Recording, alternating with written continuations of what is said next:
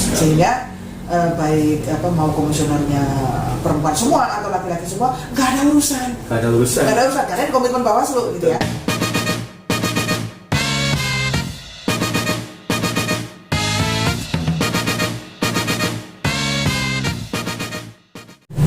Assalamualaikum warahmatullahi ta'ala wabarakatuh. Bertemu kembali sahabat Bawaslu bersama saya Cak Korib dalam podcast Bawaslu Kabupaten Probolinggo. Alhamdulillah, kali ini saya kehadiran tamu yang luar biasa, spesial sekali. Beliau hadir di Bawaslu Kabupaten Probolinggo. Kebetulan beliau ada acara ya di Kabupaten Situbondo bersama dengan teman-teman Bawaslu Jawa Timur, dan beliau menyempatkan hadir di sini dan saya sangat berterima kasih sekali dan bisa sudi beliau diajak untuk bincang-bincang di podcast Bawaslu Kabupaten Probolinggo. Beliau adalah Ibu Eka Rahmawati, komisioner atau pimpinan Bawaslu Provinsi Jawa Timur, koordinator divisi organisasi. Dan kita akan mengulik-ulik tentang apa ya istilahnya hobi, kemudian juga tentang hal-hal lain lah. Kita pada kesempatan ini mumpung beliau hadir, dan beliau hadir bersama dengan sang putri yang luar biasa. Nanti diperkenalkan sendiri, nama panggilannya putri beliau adalah Nayu. Nah, gimana tentang bincang-bincang kita lanjut ya, panjang lebar, langsung saja kita sapa beliau. Assalamualaikum warahmatullahi wabarakatuh, Ibu Eka Rahmawati. Waalaikumsalam. Gimana kabarnya? Alhamdulillah sehat. Sehat luar biasa. Di sini hadir bersama sang putri Nayo. Nama lengkapnya siapa sih? Ayudhya Pramesti Nayotama. Ayudhya Pramesti Nayotama. Panjang sekali tetapi luar biasa dalam sebuah panggilan Nayo. Ibu Eka Ya. baru dari mana ini? Dari situ Bang. Kebetulan memang kemarin kita lagi ada acara penyusunan laporan akhir. Oh iya. Divisi SDMU. Provinsi Jawa Timur ya? Ya. Itu ditempatkan di Kabupaten Di Bawaslu Situbondo. Luar biasa. Alhamdulillah, dan sekarang sudah alhamdulillah berakhir ya giatnya ya, dan menghasilkan sebuah konsep laporan akhir OSDM. Bagian dari ya ini kan ikhtiar kita untuk mempertanggungjawabkan seluruh pekerjaan kita selama 1 tahun terakhir, dan memang ada kewajiban kita untuk membuat laporan itu sehingga Bawaslu Jawa Timur ya istilahnya mungkin mengkonsolidasikan saja supaya laporan ini setidaknya bukan sekedar mengukurkan kewajiban administrasi, iya, ya, tetapi juga bagaimana kemudian nampak kerja-kerja teman-teman itu. Nah ini duduk bareng itu untuk supaya teman-teman di dalam laporan itu bisa maksimal. Iya, alhamdulillah ya. Dan sahabat Bawaslu, di balik kesibukan beliau yang saat ini baru saja sebenarnya beliau menyelesaikan rapat atau rakor bersama teman-teman Bawaslu se-Jawa Timur, kita ingin ngulik-ngulik sedikit tentang ya hobi-hobi beliau lah. Karena beliau ini punya hobi yang unik ya. Karena saya melihat di akun Facebooknya beliau itu mesti ada video bunga di rumahnya, macam-macam bunga cantik-cantik. Kemudian ada juga di situ ada hewan peliharaan yang sangat lucu ya, namanya kucing ya. Dan juga kemudian ada tanaman-tanaman di depan rumah beliau ini. Nah makanya saya tertarik sekali untuk menanyakan ini. Ibu Eka, di balik kegiatan yang sangat luar biasa ya, Ibu masih sempatkan diri untuk merawat bunga. Kemudian ada hewan piaraan yang lucu, kucing. Kemudian juga ada di samping bunga ada tanaman-tanaman semacam itu ya, seperti buah-buahan. Gimana itu ceritanya? Itu hobi atau gimana itu, Ibu Eka? Sekarang jadi hobi. Sekarang jadi hobi. Dulu mungkin sebenarnya itu baru 2 tahun terakhir ditekuni, yaitu memang nggak sengaja ngumpulin satu lama-lama jadi banyak, lama-lama jadi seneng pelihara tanaman-tanaman itu. Karena kayak begini, setiap kali dia pulang selalu di mobil ada bawa, jadi numpuk akhirnya di rumah kan. Ya dirawat. Ya. Dirawat. Dulu juga nggak tahu gimana. Kalau orang Jawa bilang katanya dulu tangannya panas, kalau ditanam pasti mati. Ternyata lama-lama ketika akhirnya ngumpul tanaman, jadi nanya, ini gimana sih ngerawatnya, kok saya selalu kalau nanam ini selalu mati gitu. Ya karena pengetahuannya yang nggak ada, bukan tangannya yang panas. Betul. Jadi ternyata saya tuh bisa juga nanam gitu akhirnya. Jadi berkembang ya bunga-bunganya. Dan bunga apa saja sih yang diketahui? Soalnya saya juga pengen tahu loh ngerawatnya juga. Ya kalau dulu saya ngumpulnya pertama buah-buahan. Nah sekarang kayaknya semua. Jadi mulai dari tanaman buah, ada beberapa tanaman bunga-bungaan juga, di sini ada beberapa tanaman obat. Iya. Tapi memang tidak banyak. Tapi yang hanya mungkin sekedar punya ya. Punya. Oh iya. Ingin tahu aja lah satu bunga aja apa yang paling bagus menurut Bu Eka. Ya, menurut Bu Eka. Semua bagus kalau bunga. Karena buat saya ini lebih dari sekedar kalau orang kan katanya ini lagi tren nih sama pandemi bunga. Buat saya it goes beyond, karena bunga termasuk juga memelihara tidak hanya tanaman tapi juga piaraan-piaraan di rumah itu bagian dari proyek merawat jiwa. Iya, di tengah kesibukan, kemudian juga dalam situasi yang seperti ini gitu ya. Terus sampai di rumah ketemu tanaman yang hijau gitu ya. Terus pagi keluar ke teras atau kebetulan di loteng saya itu buah-buah saya taruh di loteng gitu. Sehingga misalnya pagi itu ya ke atas, terus seger gitu lihat buah-buahan, sayur gitu di atas juga ditanam.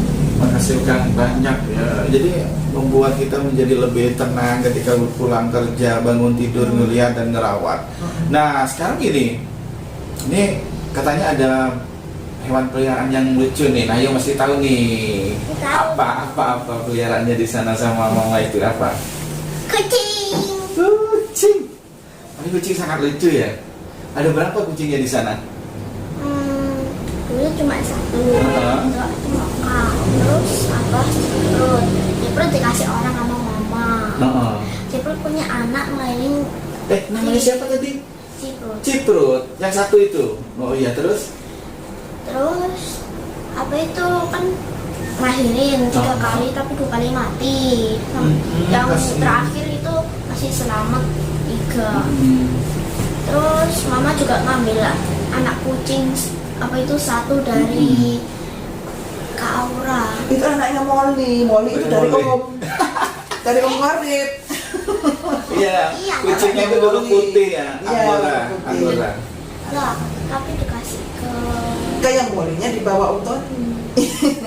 Sekarang ada berapa sekarang kucingnya sekarang? Ada berapa? 4. Ada 4. Lebih.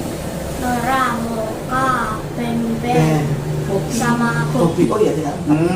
Banyak sekali. Ada 4, itu. bahkan ada namanya. Namanya apa tadi? Moka, Ciprut. Terus kok Ciprut sih? Siapa sih? Ciprut kan udah dikasih. Sudah dikasih orang. Yang Molly itu dah? Bukan. Molly sama Ciprut sudah. Oh, sudah dikasih orang ya. Terus Moka sama Nora. iya, ada 4 betul. Obi sama Ben. Oh, luar biasa. Sahabat Tahu, saya jadi terbawa ini karena emang saya juga di samping juga suka tanaman ya, tapi tidak begitu ya, karena memang saya sudah laki-laki. Tapi mungkin istri saya bisa. Piaraan kucing ini luar biasa lucu. Itu biasa yang itu. Persoalan tanaman itu bukan hanya itu ya. Karena sekarang justru sekarang petani bunga-bunga itu lebih laki. Iya ya. Saya sudah berusaha suka dan ingin merawat. Buktinya sini ada. Ini sahabat Bawaslu. Ada bunga walaupun hanya bunga seperti ini, tapi ini luar biasa. Saya merawatnya ini 2 minggu sudah, sahabat Bawaslu. Nah ya. Baiklah, lanjut kita terkait ayo apa? Dulu ya, ini ceritanya lucu ini. Apa itu? Pas ulang tahunnya mama nih, mama habis pulang kerja. Kan aku udah siap-siap kasih surprise, lampunya kak matiin semua. Sama kakak Cici nyalain korek karena koreknya nggak ada korek yang kresek. Terus? Lah mama itu datang nggak buka pintu. Tanamannya dulu yang diurus, otomatis lilinnya yang sudah dinyalain langsung leleh hancur semua. Langsung hancur. Kecilannya hancur ya. Kuenya Rencananya mau ngeprank mama, jadi mamanya yang ngeprank gitu ya. Jadi langsung masuk, akhirnya kuenya hancur. nggak jadi surprise. Nggak jadi deh ulang surprise. tahunnya. Jadi apa itu kuenya yang kena lilin dipotong. Keduluan kebakaran sama lilin. Aduh, gara-gara cinta sama tanaman. Tapi Ya emang tetap itu cinta. apa namanya? Kadang-kadang kalau memang apa namanya, saya nggak terlalu banyak waktu untuk bisa ngurus tanaman-tanaman. Jadi kadang-kadang pulang kerja langsung saya ini apa namanya langsung Kadang-kadang apa? Tapi gitu ya. alhamdulillah punya putri yang luar biasa sayangnya, sampai pulang kerja mau dibuatin kue ulang tahun ya, luar biasa. Sahabat Bawaslu, udah ini kita ngulik-ngulik terkait dengan hal itu, luar biasa. Kita juga cinta dengan tanaman, kita harus cinta dengan tanaman, dengan hewan, karena itu adalah ciptaan Tuhan juga yang berdampingan dengan kita. Sahabat Bawaslu, langsung saja kepada beliau, Mbak Eka, terkait dengan ini pekerjaan ya. Siap. Karena saya juga merupakan ini Bawaslu Kabupaten ingin tahu, ingin dibina lah terkait dengan organisasi divisi organisasi apa yang dilakukan saat ini Ibu setelah pilkada usai. Banyak ya, karena kalau berbicara tentang organisasi ini kan berbicara tentang kelembagaan ya. Istilahnya kalau orang bilang ini urusan rumah tangganya itu, yang mengelola ini adalah divisi organisasi. Segala urusan yang terkait dengan rumah tanggaan itu. Jadi nggak tergantung dengan event mau pilkada atau pemilu, selama ada Bawaslu, lembaga Bawaslu berjalan, maka urusan-urusan kelembagaan ini juga harus ditata. Ya. Nah, itu banyak yang dilakukan. Jadi mulai dari apa namanya, tidak hanya misalnya nih yang soal perencanaan kerja tahunan, yang perencanaan itu penyusunan program dan sebagainya, itu juga diurusin ya. Kemudian tata kelola sekretariat ya, kemudian penata laksanaan organisasi dan keuangan, itu urusan sebetulnya yang menjadi institusi dari divisi organisasi. Nah ini yang apa namanya, banyak kerjaannya, termasuk bagaimana ya ini tadi saya agak mengingatkan itu biasa. Nah ini karena saya juga kode organisasi gitu. Karena urusan misalnya jalur mainstreaming pun itu juga bagian dari urusan organisasi. Karena membangun tradisi budaya organisasi yang sensitif gender misalnya, itu juga itu sih tanggung jawab dari divisi organisasi juga. Termasuk reformasi birokrasi misalnya, itu juga urusannya divisi organisasi. Jadi banyak yang dilakukan. Sebagaimana membangun tata kelola, lembaga Bawaslu, ya, yang apa namanya sesuai dengan nilai-nilai yang kita yakini dan kita perjuangkan bersama, arahnya kemana, itu saya kira itu juga bagian dari sedikit banyak tanggung jawab organisasi di sana.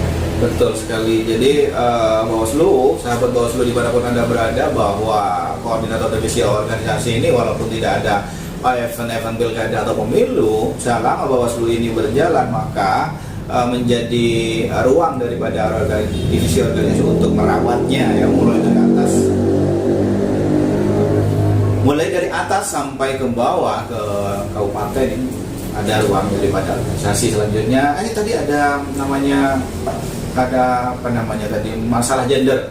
Tadi sempat ini sama Ibu Eka terkait dengan persamaan gender sama di Bawaslu. Ini menurut Mbak Eka gimana, atau apa yang telah dilakukan dalam rangka emansipasi perempuan lah ya? Sebelum saya berbicara tentang itu, saya balik bertanya. Siap. Apa yang Mas Korip rasakan terkait dengan kesetaraan gender di Bawaslu? Kalau selama ini yang saya rasakan, alhamdulillah sudah sangat ini ya, di Bawaslu, terutama di Provinsi Jawa Timur, dengan adanya 2 Sri Kandi Ya, dua Sri Kandi pimpinan Provinsi Bawaslu Provinsi Jawa Timur luar biasa, sudah banyak sekali perubahan dibandingkan dengan yang dulu. Sudah keterlibatan perempuan di Bawaslu sudah sangat luar biasa di Jawa Timur. Setiap momen ada, bahkan di sini kita untuk istilahnya ya, ada laktasi, ruang laktasi di kantor kita ada sebelah, ada ruang laktasi. Istilahnya sudah luar biasa terkait dengan emansipasi perempuan, kesetaraan gender antara perempuan dengan laki-laki sudah mencapai pada kemajuan yang luar biasa. Itu yang saya rasakan sih. Gimana? Iya. Begini, kalau saya sebetulnya sedang berusaha lepas dari asumsi yang umum bahwa yang namanya isu gender itu adalah tanggung jawab perempuan, sehingga hanya karena ada 2 Sri Kandi di Jawa Timur ini Bawaslu punya komitmen terhadap kesetaraan gender. Walaupun memang harus ada yang memperjuangkan itu, ya, memang harus ada orang yang punya komitmen itu, ya. Tetapi kami, kebetulan saya dengan Bu Eli punya komitmen yang sama bahwa ini harus dibangun menjadi sebuah tradisi, menjadi sebuah sistem, sehingga ini bukan semata perjuangannya Eka, perjuangannya Eli, perjuangannya siapa misalnya, perjuangannya Korep, ya kan tidak harus perempuan kan ya? Tidak harus perempuan. Tetapi ini adalah komitmen kelembagaan untuk mendorong bagaimana ada ruang kesetaraan, ruang penghormatan, ruang pemenuhan hak, gitu ya. Di dalam cara kita bekerja, di dalam cara kita mewujudkan pemilu bersama Bawaslu ini. Gitu. Nah, itu sebabnya makanya ketika berbicara misalnya kemarin tentang program misalnya terkait dengan pojok laktasi sekalipun, itu kita bicaranya bukan hanya ngomong soal perempuan di situ. Betul. Ya, bahwa pojok laktasi ini ruang ramah perempuan dan anak kalau di kita ya. Itu bukan hanya tentang perempuan, tapi juga misalnya kan tidak semua yang berkepentingan dengan pojok laktasi ini adalah perempuan, bapak-bapak misalnya. Kenapa? Karena tidak semua dari kita yang bekerja itu memiliki social support, ya, dalam hal pengasuhan misalnya. Misalnya ada yang punya anak bayi, lalu kemudian nggak semuanya punya ibu yang bisa dititipin atau pembantu yang bisa ini, sehingga kemudian kadang-kadang harus dibawa bekerja, gitu kan? Itu betul sekali. Sehingga kalau dibawa kerja di mana harus naruh anak itu yang tidak membahayakan, yang nggak ada gunting, yang nggak ada ujung meja yang lancip, yang nggak ada ini, atau tidak ada ruang yang bebas asap rokok, yang aman untuk anak misalnya, itu kan harus disediakan. Betul. Nah, saya kira dalam konteks itu kewajiban kita sebagai lembaga untuk bisa mengakomodir. Apa mana nak?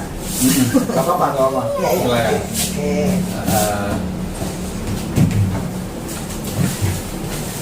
Gitu ya. Nah ini kewajiban kita sebagai lembaga untuk merespon itu kebutuhan itu. Betul sekali. Sehingga karena ini kan tanggung jawab untuk menjaga produktivitas kerja bersama secara ini tidak hanya dalam konteks pemenuhan hak ya, tetapi dalam konteks bisa keorganisasian, manajemen organisasi itu menjadi penting untuk bagaimana kita bisa merespon menjadi kebutuhan dari setiap orang untuk bisa berkembang bersama dan tumbuh bersama, produktif bersama. Untuk itu harus dijawab apa yang menjadi hambatan mereka untuk bisa menjadi produktif. Nah kalau misalnya kerja bingung, anakku di rumah siapa yang nungguin, misalnya kayak begitu ya. Oh ini ASI harus diperes segera, misalnya kayak gini. Jadi bingkainya tidak hanya dalam konteks pemenuhan hak reproduksi, yang hak reproduksi itu tidak hanya perempuan, tetapi juga laki dalam konteks itu, tapi juga dalam konteks ini dari perspektif manajemen organisasi seperti itu. Jadi fasilitas itu disediakan. Jadi tanpa diskriminasi, dan itu juga bisa mengakomodir apa yang menjadi concern dari semua. Ya, alhamdulillah luar biasa. Jadi tugas untuk memperjuangkan kesetaraan gender terutama perempuan bukan hanya dari perempuan itu sendiri, tetapi dari kita semua, termasuk kaum laki-laki ya. Karena luar biasa sekali sekarang ini sudah di Bawaslu ini sudah banyak perkembangan yang luar biasa. Di samping ada 30% keterlibatan perempuan itu sudah diupayakan. Kemudian yang di Jawa Timur yang luar biasa adalah ada ruang istilahnya ruang bukan hanya laktasi, ruang ramah anak. Jadi satu kali itu. Apa itu dari Jadi istilahnya? pojok laktasi dan ruang ramah anak. Nah, pojok laktasi dan ruang ramah anak, insya Allah di Kabupaten Probolinggo sudah ada di ruang sebelah itu, sudah disediakan, dan kebetulan sudah ada yang melahirkan dari staf kita, dan juga insya Allah akan segera menempati tempat itu, dan itu sangat nyaman, banyak mainan di sana dan juga AC ber-AC. Sahabat Bawaslu, itulah bincang-bincang saya bersama Ibu Eka Rahmawati. Oh ya, nanti ya. Closing statement ya. Sebentar. Saya mau meluruskan sedikit saja. Oh ya, siap. Ya. Monggo. Pojok laktasi itu saya kira mungkin jangan hanya dipahami sebagai sebuah ruang fisik ya. Siap. Karena memang tantangannya adalah kemarin, apalagi ya ini kan membangun sensitivitas itu kan bukan perkara mudah. Iya. Apalagi ketika berbicara tentang wah itu konsekuensinya anggaran, saya bilang tidak. Betul. Pojok laktasi atau ruang apapun itu jangan selalu kemudian melulu dipahami sebagai ruang fisik harus disediakan dan berkonsekuensi anggaran, bahwa itu komitmen yang menetap di kita. Ruang apapun bisa digunakan, tidak harus ada satu ruang yang khusus untuk itu. Iya. Ya, Betul. misalnya kayak ruangnya, ya kita misalnya kayak ruang ini, misalnya ruangnya komisioner ya. Iya. Sepanjang itu prasyarat pendukungnya itu dipenuhi, misalnya nih harus terpenuhi unsur menjaga privasi. Betul. Karena misalnya kalau memeras ASI itu orang juga harus di ruang yang terjaga privasinya. Lalu bahwa kalau memang itu sudah menjadi ruang ramah anak, maka ruang itu tidak boleh untuk ada rokok, ada untung rokok atau asap ini ya, atau misalnya tidak kotor, berdebu misalnya, kemudian tidak ada barang-barang yang itu bisa membahayakan untuk anak dan sebagainya. Nah, sepanjang ada itu, saya kira ruang apapun bisa digunakan. Bahkan misalnya, namanya kemarin juga karena di kita sendiri juga tidak semua bisa menyediakan ruang khusus ya. Syukur kalau ada, kalau bisa menyediakan. Kalau tidak pun juga tidak apa-apa, yang penting ada komitmennya. Dan ini harus disadari bahwa karena tidak semua Bawaslu Kabupaten itu memiliki gedung yang memadai atau ruang yang cukup untuk bisa menyediakan itu, sehingga kadang-kadang ada yang misalnya menyediakannya kemudian dijadikan satu misalnya dengan musola juga bisa sekali. Tidak apa-apa karena yang penting harus jaga satu, bahwa kalau misalnya mau melakukan aktivitas memerah ASI atau pengasuhan di sana harus dijaga, karena musola kan pasti kesuciannya harus dijaga, saya kayak semacam itu. Atau di tempat yang lain misalnya. Nah, kadang-kadang saya suka ditanya nih, kalau di kabupaten kita terutama komisioner laki-laki mana itu suka diledek kan, pojok laktasinya sudah hilang gitu kan. Nah, sekarang saya malah justru lagi karena sebetulnya tanggung jawab itu bukan hanya karena seolah-olah kemudian itu tadi stereotipnya bahwa itu menjadi tanggung jawabnya perempuan, padahal ini secara kelembagaan kita dituntut untuk juga bisa mewadahi kepentingan semua orang. Gitu ya. Sehingga baik mau komisionernya perempuan semua atau laki-laki semua nggak ada urusan karena komitmen Bawaslu gitu ya. Betul sekali. Jadi saya kira itu. Jadi kalau soal perspektif ya mau dimanapun itu bisa bisa digunakan sepanjang ini haknya terpenuhi. Karena kalau nggak kayak dulu misalnya hanya untuk memeras ASI, staf kami itu harus ke WC, ke toilet maksudnya, betul. Untuk memeras itu, untuk mencari ruang tertutup atau lari-lari ke tempat yang kosong, gitu ya, sehingga privasi. Padahal kayak gitu itu kan butuh waktu, terus kemudian juga butuh preparasi khusus gitu ya, sehingga kalau ini hambatannya ini kita jawab, tentu dia nggak akan. Dan saya cek ke bawah termasuk ke teman-teman saya di Kabupaten Kota itu ya. Teman-teman Panwascam itu juga sudah mengakses itu ya. Ya, luar biasa. Dan karena apa? Kami Bawaslu Kabupaten Probolinggo di dalam podcast kita ini selalu aja menginformasikan, menyiarkan tentang kesetaraan gender. Ya ini yang dapat kami lakukan ya. Apalagi sekarang kita kehadiran baru ya Ibu Eka Rahmawati. Sangat berterima kasih sekali saya, terutama di Kabupaten Probolinggo ini, dan alhamdulillah Ibu Eka kita sudah sediakan itu di ruang itu, dan betul sekali dan berterima kasih telah mengingatkan bahwa memperjuangkan kesetaraan perempuan, kesetaraan gender ya, itu bukan hanya tugas perempuan saja, tapi menjadi tugas kita semua dalam berlembaga. Apalagi ini akan mendekati bulan Maret ya, di mana bulan Maret itu adalah merupakan bulan di dalamnya ada hari yang namanya Hari Perempuan Internasional. Nah, tepat sekali kita mengundang beliau. Ibu Eka Rahmawati yang luar biasa, terima kasih telah sudi singgah di Kabupaten Probolinggo dan sudi untuk kita wawancara, kita podcast bersama dengan putrinya Anayo ya. Sahabat Bawaslu, itulah tadi bincang-bincang kami bersama beliau, Komisioner Bawaslu Provinsi Jawa Timur, Koordinator Divisi Organisasi yang selalu intent memperjuangkan persamaan gender dan perempuan. Luar biasa. Bersama saya, Cak Korib, Bawaslu Kabupaten Probolinggo. Wallahu muwaffiq ila aqwamit thoriq. Wassalamualaikum warahmatullahi wabarakatuh.